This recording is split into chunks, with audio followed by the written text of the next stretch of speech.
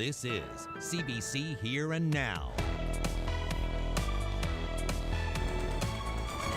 Travellers from outside of Newfoundland and Labrador can be a major component and have an impact on the spread of COVID-19.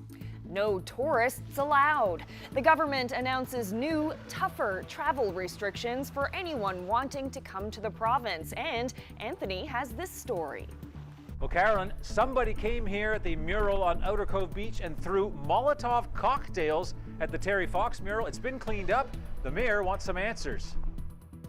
Fewer travelers will be allowed into Newfoundland and Labrador. Today, the Chief Medical Officer of Health announced tighter travel restrictions. This comes after concerns over tourists visiting places like Bonavista.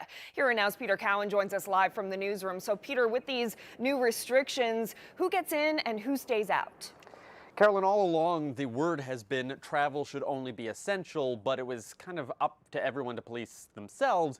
But now it's going to be officially in the rules, and so basically no one's allowed in unless you're one of these three groups. So let's break it down for you. So the first group here is anyone who's a permanent resident in Newfoundland and Labrador. They're going to be allowed in.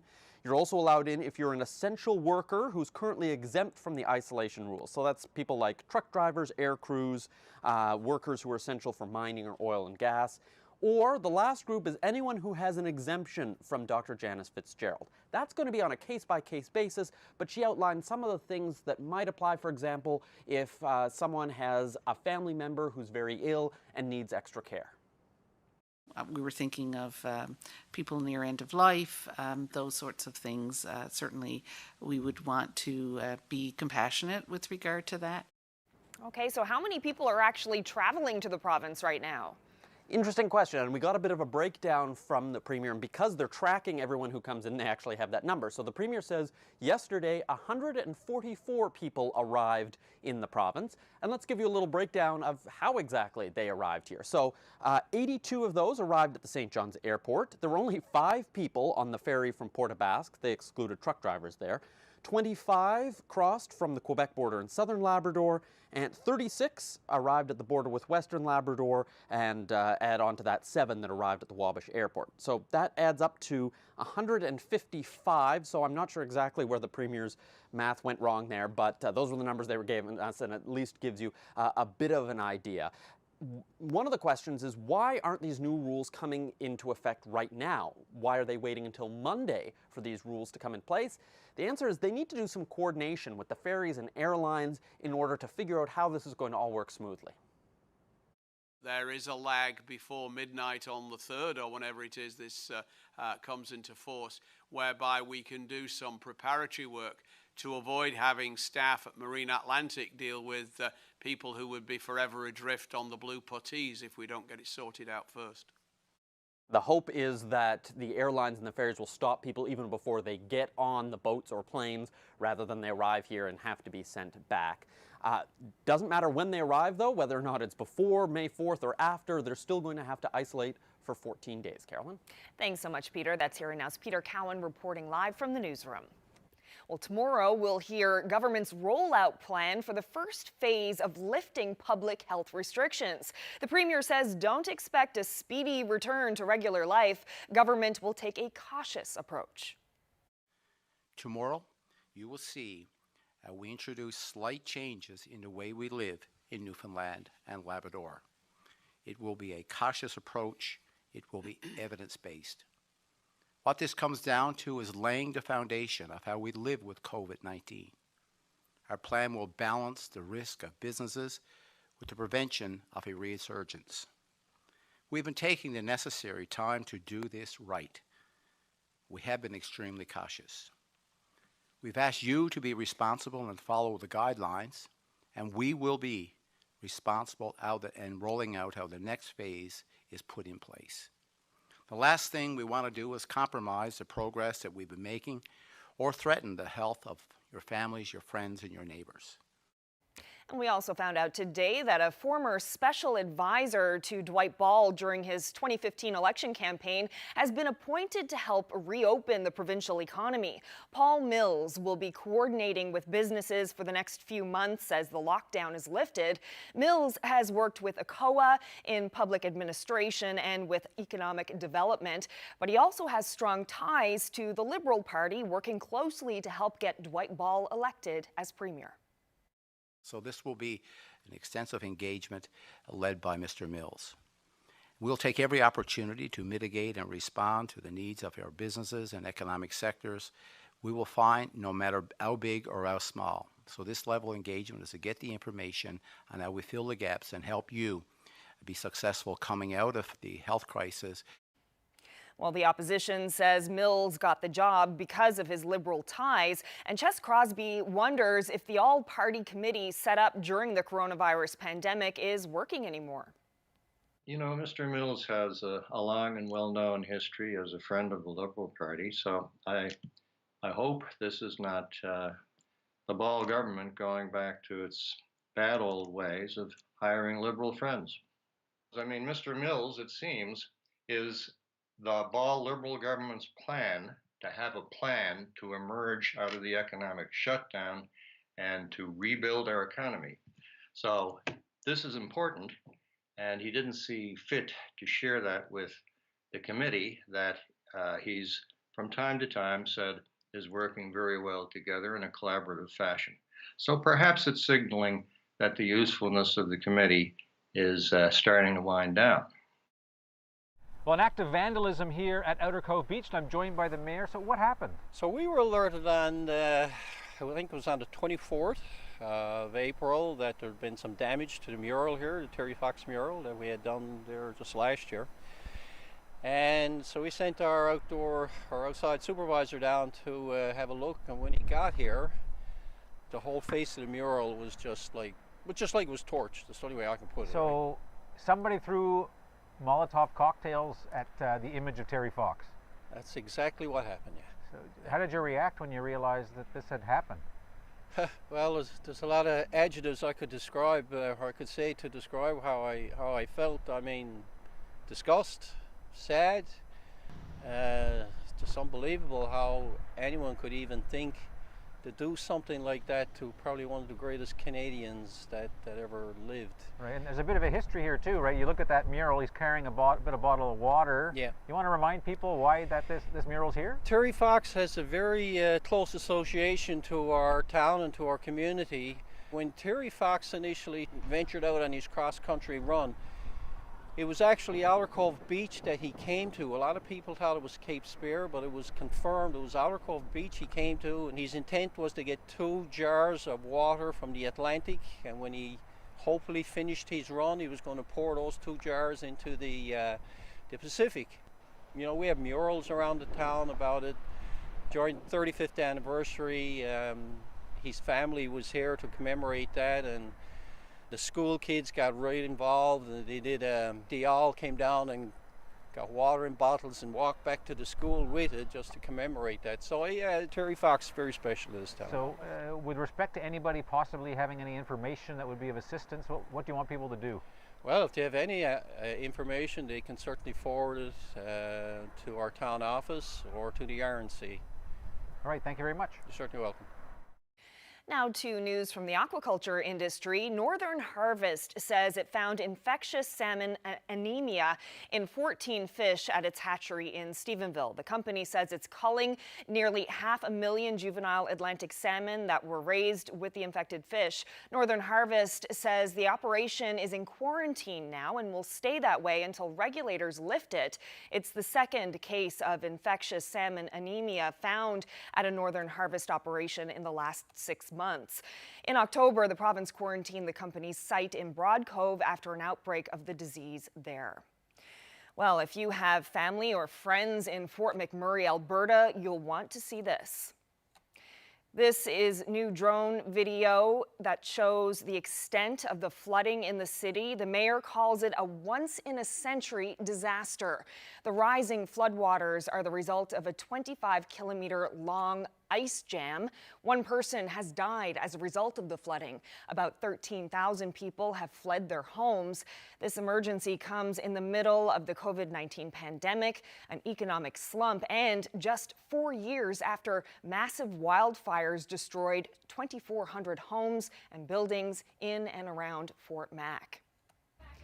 And despite the dangers of spreading the coronavirus, this is the scene playing out in Fort McMurray. People coming together to help fill thousands of sandbags. Residents involved with the flood mitigation effort were granted exemptions to some provincial health directives tied to COVID-19. They will be allowed to gather outside in groups of 15 people or more and will not be required to keep a minimum distance of 2 meters apart.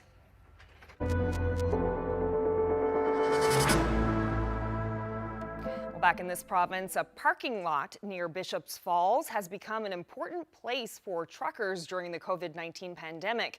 It's where they share stories of the road and pick up some homemade meals. Here and Now's Garrett Berry brings us there. A moment of rest. Yes, I just got out of the ferry this morning. For some tired truckers. 13, 14 hours a day is usually the most. These days, the road is harder than ever. Biggest pain? Just not being able to go sit down and eat somewhere. It gets boring after a while. I mean, you can only stare at your TV screen so long. Those little pleasures. A Tim Hortons coffee. I mean, it can go a long way for us in the morning time, right? Are harder to find. A lot of places you go to the drive-thru and you're allowed to walk up, and some more places they won't serve you. But little do they realize is how did their freight get to them? And while so many are staying at home, these men are still on the road. You don't know, you go to a public washroom, you don't know if it's safe to go in or not, right? It's on your mind a lot. So at this Bishop's Falls parking lot, a bit of relief. First day that we started, I think there might have been like 55 truckers, but it's been nothing less than 55. The other day we had 87. The stories they hear are incredible. We had a lady and her husband come through the other day. They were 2 weeks on the road without a cooked meal. It was so hard to get a meal. And she got out and she was in tears. She was so happy that they have this cooked meal. We had another trucker, he's got a small child, and he has to see his child from the basement, looking up over the basement stairs, because he has to isolate, because he's in contact with everybody. I mean, they got their lives put on hold. That's why they set up 3 times last week. We start around 10 o'clock in the morning, and 5 o'clock in the evening we pull out. And usually our pots are empty and everything else is empty. And for payment, they're taking only thanks. When I heard his name was attached to this, I wasn't surprised at all. Fred's a good guy, he's got a good heart, so. Garrett Berry, CBC News, Bishop's Falls. Post-secondary students hoping for speedy delivery of a proposed emergency aid package from Ottawa will have to wait a while yet. The Trudeau government has been negotiating with the opposition on the terms, but at today's once-weekly sitting in the House of Commons, it was apparent the opposition remains opposed. They announced $9 billion, Mr. Speaker, for students to stay home. Cut that in half, $4.5 billion. You can have over 400,000 summer jobs for essential services, for farms, where students will work. We are not disincentivizing work. We are ensuring that students can pay their bills and can actually continue on with their studies in the fall. The Liberal proposal includes a student services grant to pay those who volunteer for roles in essential services, including in the agriculture sector. That's on top of the proposed $1,250 a month emergency payment from May to August for those who can't find work in the pandemic. Students with dependents or permanent disabilities would get $500 more per month. New Democrats say the payment is too low. The Bloc wants the package simplified. The program requires the unanimous support of all parties to pass. Well, this week we're talking about haircuts and how people have turned to their families or themselves to cut their hair while under lockdown. Here's Anthony with more.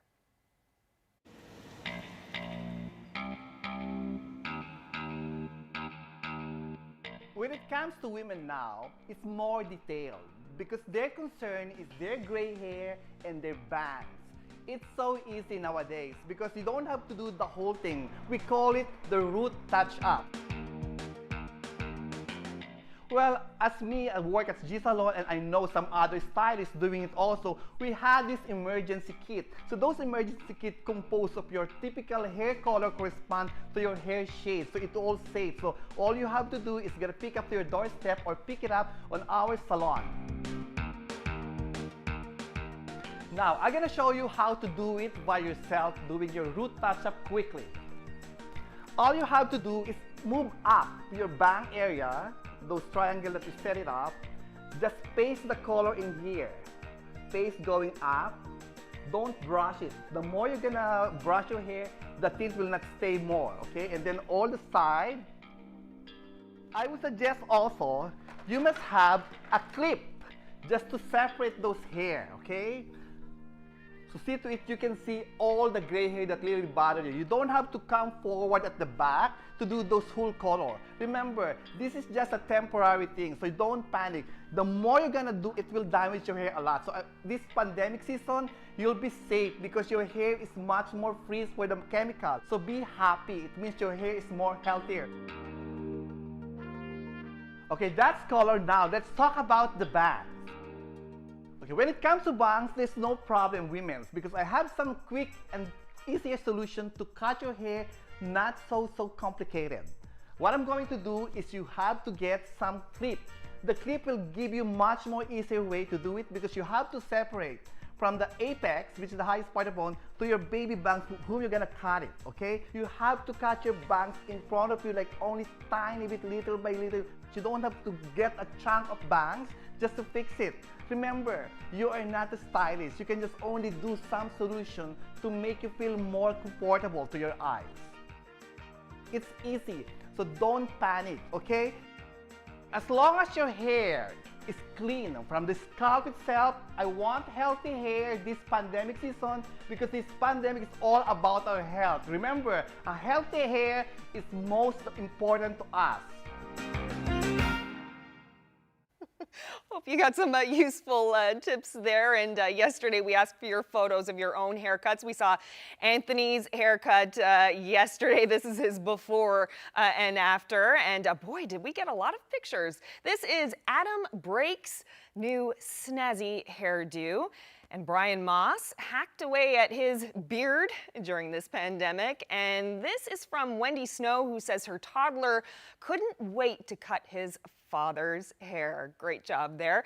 And Alexandra Shropra made a bold choice and went for a close crop. That looks great. Thanks for these, everyone. And we definitely want to see more pictures. So if you have a photo of your haircut that you'd want to share on the news, email us at hereandnow.nl@cbc.ca. We did see cool temperatures today along the northeast. The good news is that things are about to change as we head towards the weekend. I'll have all the details coming up.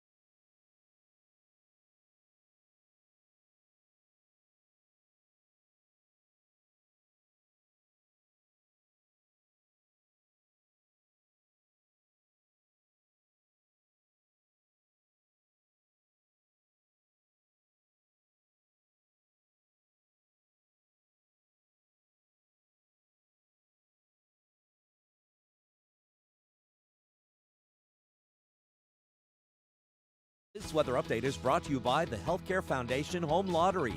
Bonus deadline is midnight Friday, May 15th. Order tickets now at hcfhomelottery.ca.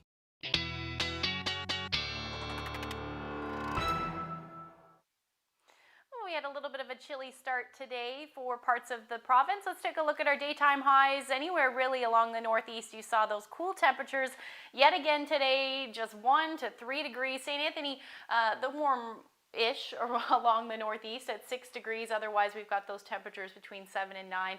Happy Valley Goose Bay, the warm spot, 14 degrees was your afternoon high. And you can see we've got an area of high pressure dominating, which is why we saw plenty of sunshine for most of the day. Some cloud cover did move in earlier this afternoon, as you can see kind of in that onshore flow, as that area of low pressure we've been talking about just south of us moved out of the way overnight tonight. Now you can see that cooler air for the island and that warmer air up through Labrador, and that's going to sink a little bit further south as we head through the day tomorrow. But those winds tonight, again, not a whole lot to talk about other than the fact that the winds are going to be a little bit more breezy.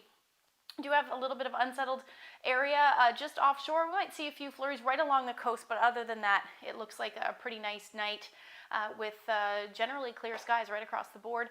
And again, those winds are going to stay breezy. Now tomorrow, that area of high pressure dominates again. It's sinking a little bit further south. And with that, it's going to allow a little bit more cloud cover to move in up through Labrador, certainly for Lab West, and then some showers will move in late day. Overnight, that'll change over to the potential for some snow, and then eventually that precipitation will head towards the coast as we head into the early morning hours on Friday. But again, tomorrow should stay mainly sunny across the island. Now, I have temperatures climbing. We are going to see a little bit of a wind shift. They will stay breezy along the northeast, but then the winds will ease elsewhere. So 7 might be a little too much for tomorrow for St. John's, but still going to put that in there. Otherwise, we're sitting around 10 to as much as 14 degrees. So we should hit those double digits. And then another warm day for Happy Valley Goose Bay. Those winds will pick up as that low moves in for Lab West, so 30 to 50 kilometer per hour winds. Now, as that low continues to track across Labrador, that high pressure system is going to keep things quiet for Friday for the island. We'll just start to see some increasing cloud through the day, but most of that precipitation should stay north. And then as we head into later on Friday, overnight into Saturday morning, that's when that next system rolls in. We'll keep these warmer temperatures or milder temperatures, but it does look a little bit soggy through the day on Saturday. Just wanted to show you Friday's forecast. Again, double-digit temperatures now for the Avalon. It's looking like we should reach 13 degrees for St. John's, and anywhere as we start to get into that onshore flow down along the south coast, your temperatures will drop. So about 7 degrees for Port aux Basques, and then keeping it rainy but mild for Happy Valley Goose Bay at 12 degrees. Now, just wanted to share this lovely sunset view from Placentia Bay. Maxine Newman shared that photo with us. Thank you so much for sending that in. And if you have any weather photos to share with us, send them to nlphotos@cbc.ca.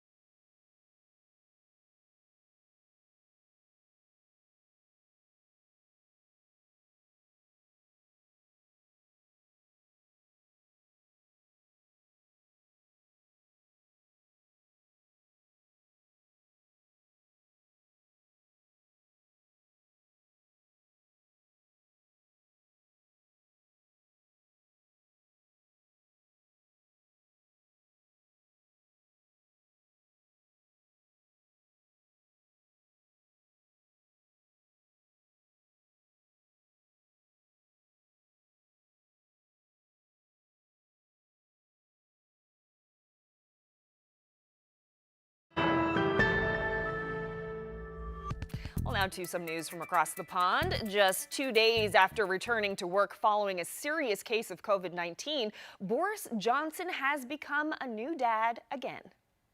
The British Prime Minister and his fiancée, Carrie Symonds, had a baby boy this morning in London. Both mother and baby are said to be doing very well. There's still no word yet on a name. Johnson was present for the birth, but back at work at 10 Downing Street within hours. His office says he'll take paternity leave later in the year. Symonds had symptoms of COVID-19, but was never tested. Well, as we leave you tonight, we want to show you some more photos of the selfie haircuts that we received during this pandemic. We asked for people to send us pics of how you're coping without the hairdresser, taking the scissors or razor to your own head, or cutting the hair of other people within your bubble. Some excellent shots here. There's Anthony once again. So if you would like to share your own photo or video, just send it to hereandnow.nl@cbc.ca. Well, that's it for us tonight. Thanks so much for sharing some time with us. Coming up next is CBC News from Nova Scotia. Good night.